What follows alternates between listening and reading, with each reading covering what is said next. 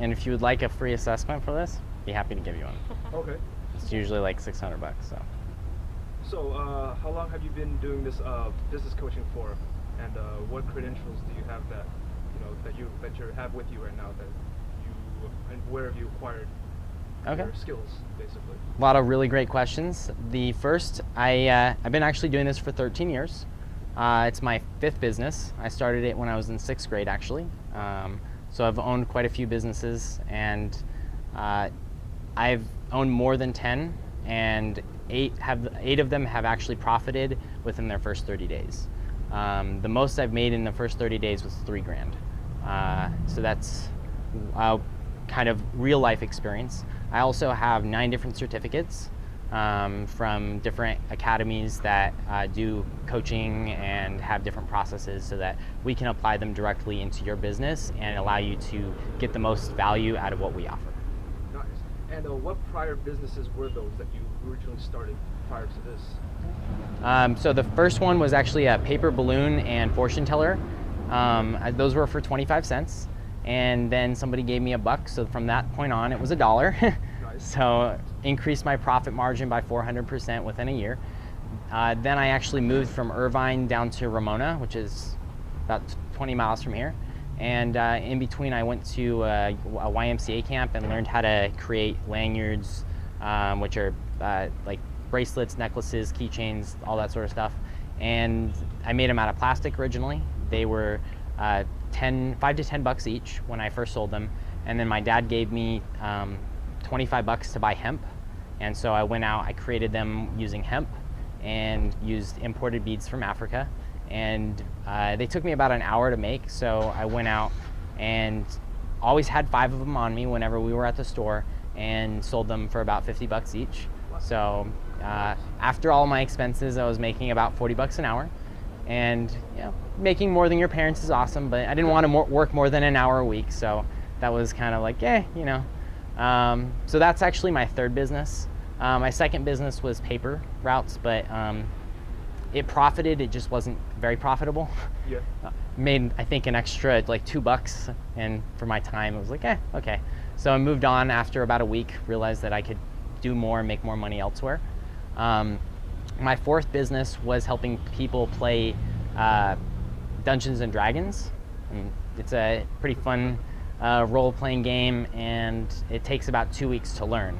So I got one customer who's my best friend, and we already played. He was just supporting me, and that was part of a school project, actually.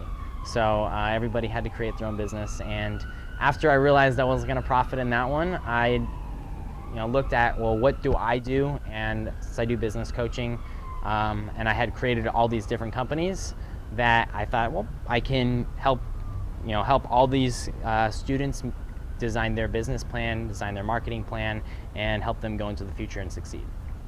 Definitely, nice. So out of all those business ventures that you went on, which ones did you find most successful, and what got you to get in the business coaching mindset today? Like what's your business specialty right now that you've taken from your prior experiences and expanding it and trying to take it to the next level now? Definitely. So my dad owns a adventure company, and he actually helps bring people to go and adventure around San Diego mainly. My mom does videography. She actually creates professional videos, mostly underwater. Some kind of like what she's doing. We have a camera. Nice. I've learned a couple things. Yeah. So I actually give the videos to my mom, and she does that still for me to this day.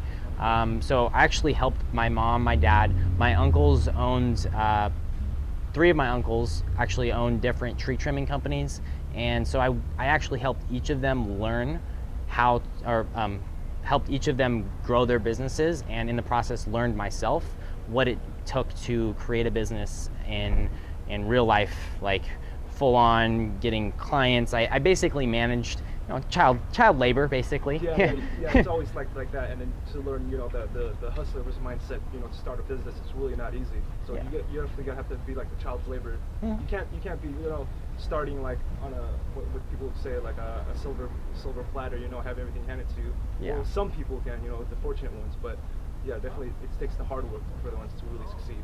Yeah. It sounds like that's where you're coming from. So I can definitely see you seeing it, you know, it's taking you taking this to a definitely somewhere far. Thank you. Yeah, and we focus on service companies because of my experience. Although I've helped, we have a client who has soy candles, and they're so awesome. I don't know if you like candles or your girlfriend or mom does. These things, like a little tiny one, lasts about 300 hours. Whereas you go to Target or you go to even Costco or something like that, you'll spend $5 or $10 on the same thing, and you'll get maybe 50 hours out of it if you're lucky. I've gotten ones that they cost $10, and then you got maybe in like 5 or 8 hours out of it. Yeah. So, you know. So you know someone who invented this candle? Well, she didn't. I mean, she creates them. It's been used for thousands of years. I believe it comes from China, if I'm correct. Somewhere in Asia. I'm not exactly sure of the complete history of that. She could tell you a lot more than I could about that. So how are you associated with her? Are you like one of her like mentors in this business? Or Yeah. are you actually a co-founder or? I actually coached her. She came to us right after she lost a multi-$1,000 deal, and we spoke with her. I actually spoke with her right before.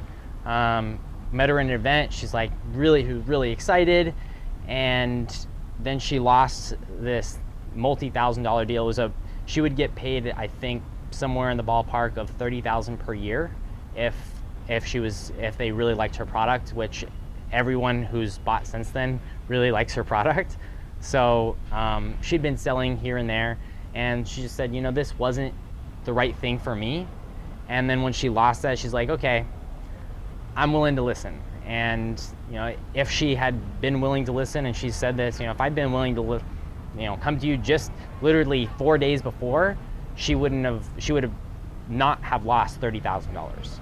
So, and that's yearly too. So, I mean, that would have been an ongoing thing. Since then, we've helped her recover and get a couple of additional deals that produce a couple $1,000s per month. So it's, per quarter. It's about $1,000 per month on average. She brings them, I believe, 250 candles, and if that one store does well, then their other 3 stores across the nation will actually purchase from her as well. And so that's something that was really good for her, because we were able to help her get past the big challenge that she faced, help her learn from that, and push her into the future just by coaching her. Definitely. And it seems like a lot of businesses like starting up, as where she's coming from, it sounds like she's starting from scratch. Like a lot of those situations needs like investors. Maybe is that what you're working with? Is that how you guys were trying to get her started with deals that you were talking about? We can help people get investors. A lot of people don't want to have. Just depends on their situation, what they want. We have a team of investors who actually do venture capitalists. They're all venture capitalists. They'll invest millions of dollars. We also have a couple of people who will invest up to $50,000 is angel investing, and then between $50,000 and $100,000, you need multiple investors, which is weird. And then if you're doing over $100,000, you can get a venture capitalist who will they'll generally drop about 5 times or 10 times more than you need if it's something that will actually benefit you, so you can expand in a much larger capacity than if you were just getting a smaller investment. Whereas with her, she wasn't at a place where she felt that it would be a good investment on her part to go out and spend the time, because it does take a lot of time. It takes a couple months. You have to go through a very rigorous planning process, because when you get about 30 seconds on the phone with them. If you get past the 30 seconds, you then get another 60 seconds. And then at the end of that, if you qualify, you can get a meeting with them. That's an investor for you. So it's like a Shark Tank type of deal, right? Yeah, there. yeah. You guys are familiar with that show, right? Yeah. pretty awesome. Yeah, it's basically the same thing as Shark Tank, and For sure. that's how most investors are, because they want to make money. I mean, They that's definitely want to capitalize too. Yeah. Yeah. So not only do they want to make sure that you are profiting, like you're profitable. They want to get a cut out of it too. You know. Mhm. So that's the tough part about getting investors, because this day and age it's all about money. You know. Yeah. That's what makes the world go around. And yeah, if your product doesn't make money, then it's hard to get people to really get it, catch in on that. So. Yeah, we one of the things that we coached her on, and the reason she actually lost out on the deal, was she couldn't make the decision because she didn't know how much her product cost her. That was like, she could tell them yes because she didn't know how much she was going to make. And that's one thing that's like, you need to know exactly how much you pay for your product, how much you upsell it for, and most companies charge up to 10,000% on their product. Like if you go to Target, a $25 toy most likely costs them about 25 cents. That's just if it's a Target brand toy, you'll spend $25 and it would have cost them about 25 cents. After everything, after it gets put on the shelf and everything, it probably costs them $1 at most by the time it gets out the door, and that includes people stealing stuff and all the different things and risks that are included in their numbers. Yeah. So it's being able to know that is extremely important, and having the steps in place to be able to adjust based on, one of your suppliers says, hey, I'm sorry, but this product is going up 25 cents a piece if you order this many, or it's going to go up 20 cents a piece if you order this many. So you have to be able to have formulas in place to be able to capitalize, okay, I need to change my price right away and know how much that increase is going to be, or take that out of your profits and know how much your profits margin is going to suffer from that. So having somebody there to coach you is really important. Definitely. And also people who are starting off their own business where they're not what you were just describing, how where Target, like a big manufacturer, are buying other products from for a cheaper price, like you said, like from other across the seas, getting them imported, or having putting brands on no name brands, and then reselling them for a higher price. Whereas other business individuals who are trying to start off businesses out of scratch needs to know how they profit with their products from just from however they can get it, which is That's right. usually not as they don't have as bigger a connection as more the bigger companies do. So they have to look into it a lot more and be more knowledgeable about their stuff. So they definitely need more coaching out of anybody, Yeah. So what I was thinking was, how are you looking for your clients? Like, how are you guys, where are your clients coming from actually? Like, are you guys going out there and looking for people, or are people answering to advertisements that you guys are posting up somewhere? Or how are you letting people know about your business coaching? A couple different ways. We pick up the phone. That's the biggest thing, is picking up the phone, not sending out email blasts. Another thing is we both go to events and host events as well. So just next month on July 11th, we have an event. So far, just from picking up the phone and a couple of emails as well, and social media, we've got 33 people signed up from that. And that was just me and Amber as well, sending those out and getting people signed up. We have 2 other speakers who haven't sent out to their email list yet, and they've got thousands more people that will get to see that email, and from that point, we'll be able to have them, that I'm sure we'll have a couple hundred people in that room alone. So that's the big way, is speaking in front of people, because getting on the phone, speaking with them, and then putting out, creating conversations through social media, through emails, that's another way, because there are still the people who start online and then you move them to on the phone, and then you move them to face-to-face. Sure. So like,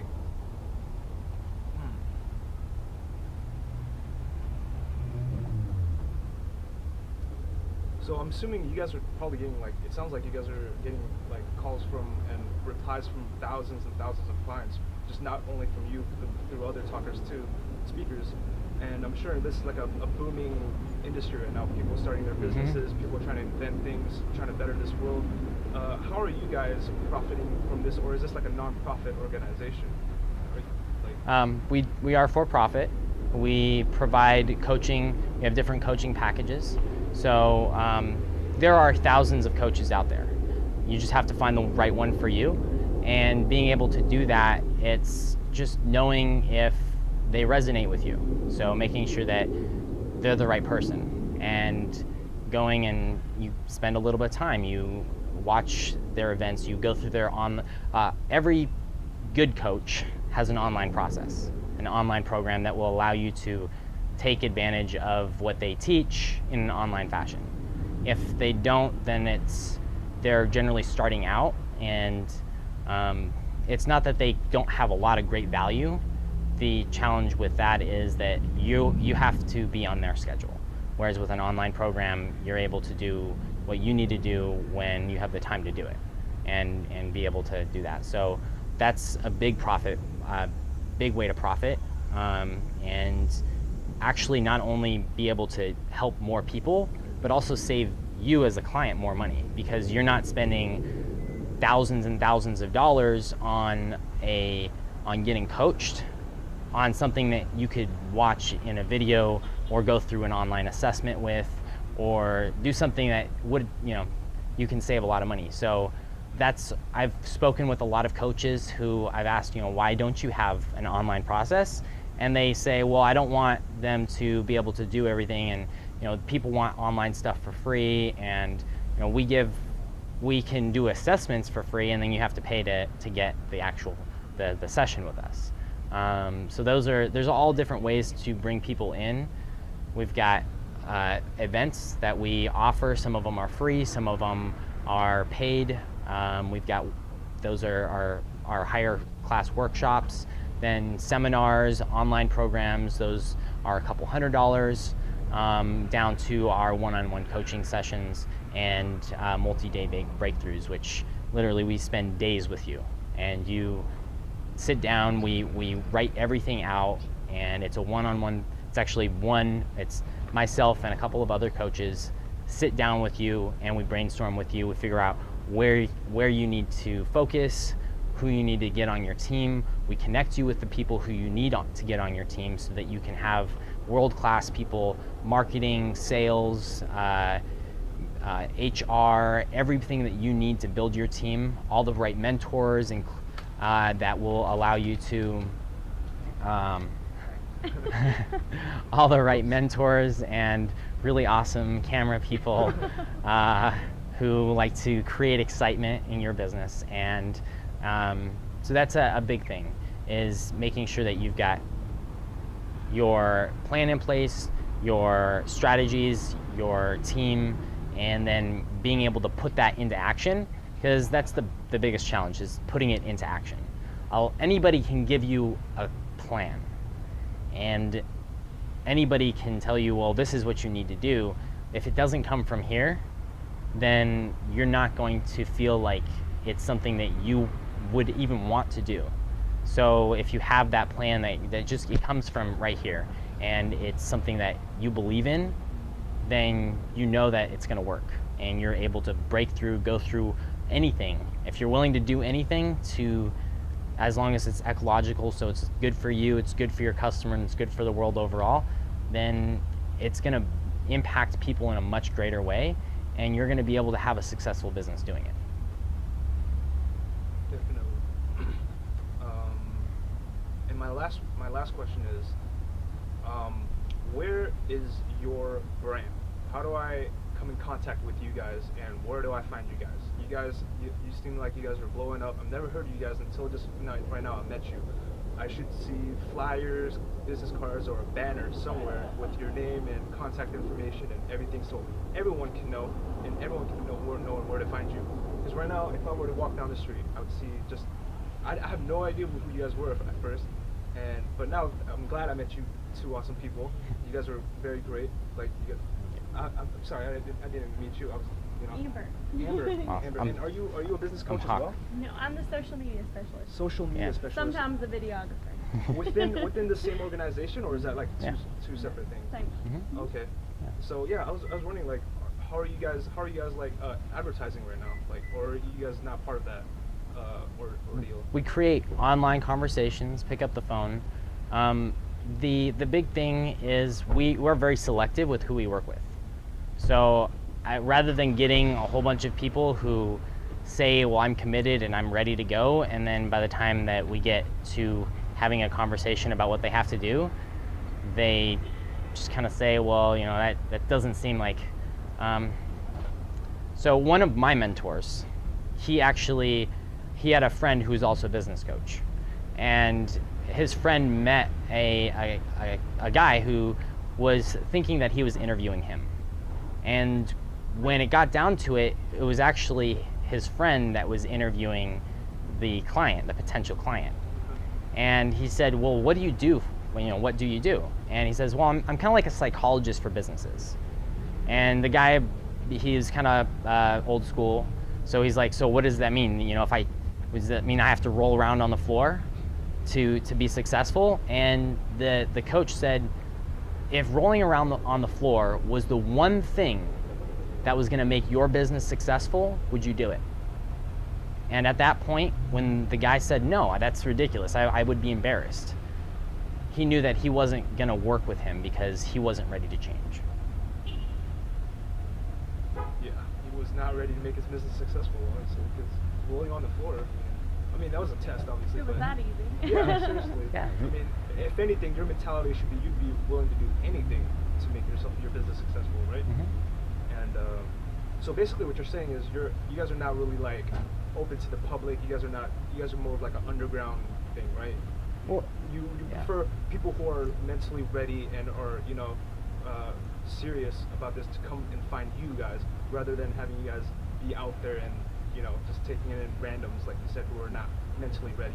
We talk with a lot of people and we do assessments. We have a 15-minute assessment that figures out if they're even qualified to even start or even get our online program. I have a mentor who I work with as well, who I send people to all the time because he gets them ready and in the mindset. That's what he does. He takes you from having the scarcity mindset, not knowing really what you want, not being ready to take action, to being completely in a place where you can go forward, take action, and work with a really great coach. So we get referrals. We have an awesome social media specialist who goes out and talks with people to see if they are ready. And then we do videos, we pick up the phone through referrals, people who said, hey, these people have a business, they're willing to change. At least that's the perception. Sometimes we pick up the phone and we get them, and we had somebody who we're speaking to today, actually, to be specific. And the guy is like, he's actually he has, you've heard of Toastmasters? Toastmaster, yeah. He's the PR director, the vice president of PR at one of the Toastmasters. Okay. And we sent him a message saying, hey, we were referred to you by this guy. I don't want to put out names here. We were referred to you by this guy, and I believe we've met as well at this event that the guy hosted. And he's like, I'm sorry, but I don't think that I gave our mutual friend permission to give you a referral. And Toastmasters is a referral. You're there to give referrals back and forth. That's to build each other's business. So it looked like it was the perfect fit. And then when you talk with them, you find out where they really are. So, rather than going out there and getting a whole bunch of people, like Craigslist has a lot of people who are like, I'm ready to get started, and what they really are, they're just promoting like a something that they don't even, that it's not going to help anybody in any really good way. So yeah, Craigslist is a worse medium unless you're just trying to sell something. Right. even then, it's dirt cheap. When I first moved here, I was searching for jobs on Craigslist, and every interview I went to was like either door-to-door sales or stuff that I was totally not interested in. I hear so much stories about that stuff on Craigslist too. People getting sent over to Mexico for whatever reason. Wow. Weird. My husband wouldn't let me walk the street like that. Yeah, I don't think that's a good idea. Yeah, so I mean, just knowing that there are a lot of people out there, and there are, in San Diego alone, I believe there's over 10,000 coaches. Within your organization or just in general? In San Diego, in general. In general, Mhm. not connected or associated with your. No. What was your company called again? Get Results Coach. Get Results Coach. Yeah. Not associated with them, right? No. We have in our actual company, there's 6 of us total, including Amber. Myself and my friend Colin, we do one-on-one coaching, and then I have my mentors who I also work with. They come in under our company. So if I have a client who I think would fit better to them, they will work under our company, just like I work under their company when they have a client who they feel would work better with us. And we basically share brands. Like, technically I have like seven or 8 brands, I think, that if somebody said, hey, one of them said, hey, I've got a client, can you, that I think that would really fit with the way you coach, I would work under their brand, just as they would work under mine as well. So, and that's just the couple of people that I've been through their process, they've been through my process, so we know how each other works. Kind of like cross-training. Mm-hmm. Yeah, right. always growing, and Definitely. that's, the really great thing about being a coach is that as a coach, there are so many other people who do coaching, and rather than thinking of them as competition, they're some of our best, we are each other's best assets, because if they have a coach or a client that they don't feel is fit for how they're gonna coach, or that client says, I'm not really sure that you're the right fit for me, we can give each other, we all have different forms of assessments, and so we can give each other the notes and everything, and say, look, this is what we've gone over with them. You can do a short 30 or 60 minute recap with them through a free consultation. We'll generally give if it's a referral between, because they've already paid once, we'll give them a free consultation with that. And it just allows them to experience the different people that are available, because you might not have the best fit with one of the people that I've mentored with. You might have a great fit with another really great coach. So being able to find that right person for you is really key. Definitely, you guys extend your ways to make sure you guys find the right ones for your clients. Yeah. So that's definitely good client relation and client service.